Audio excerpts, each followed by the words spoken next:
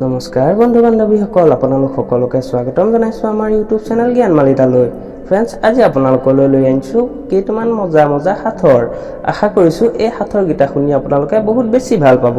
তেনেহ'লে আহক ভিডিঅ'টো আৰম্ভ কৰোঁ।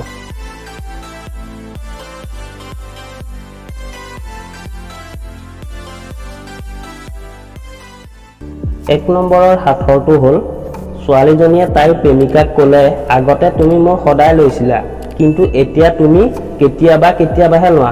কোৱা উত্তৰটো কি?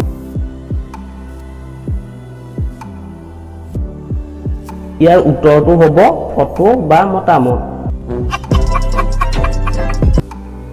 ২ নম্বৰ সাঁথৰটো হ'ল, এনেকুৱা কি কাম আছে যিটো কাম কৰাৰ পিছত ছোৱালী কেতিয়াও গাভৰু হৈ নাথাকে? ভাবকচোন।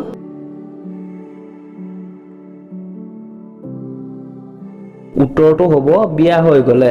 হয় বন্ধু বান্ধৱীসকল, এজনী ছোৱালী যেতিয়া বিয়া হৈ যায় তেতিয়া ছোৱালীজনী গাভৰু হৈ নাথাকে।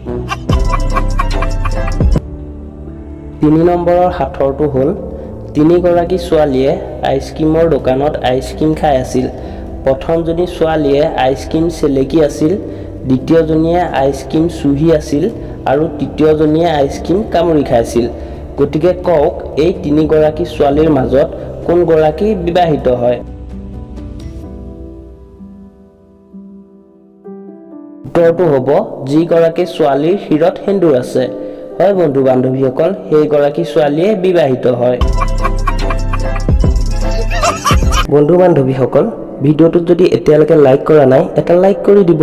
আমাৰ ৪ নম্বৰৰ সাঁথৰটো হ'ল, এনেকুৱা কি বস্তু আছে যিটো বস্তু দেখাত ক'লা, ব্যৱহাৰ কৰিলে ৰঙা আৰু শেষত বগা হৈ যায়?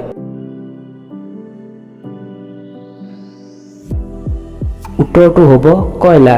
হয় বন্ধু বান্ধৱীসকল, কয়লা দেখাত ক'লা আৰু যেতিয়া জ্বলোৱা হয় তেতিয়া ৰঙা হৈ যায় আৰু জ্বলি শেষ হ'লে বগা হৈ যায়।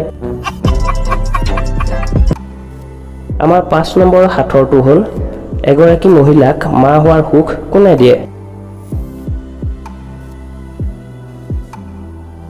উত্তৰটো হ'ল সন্তানে। হয় বন্ধু বান্ধৱীসকল, সন্তানেহে মা হোৱাৰ সুখ দিয়ে, কাৰণ সন্তানেহে মা বুলি মাতে।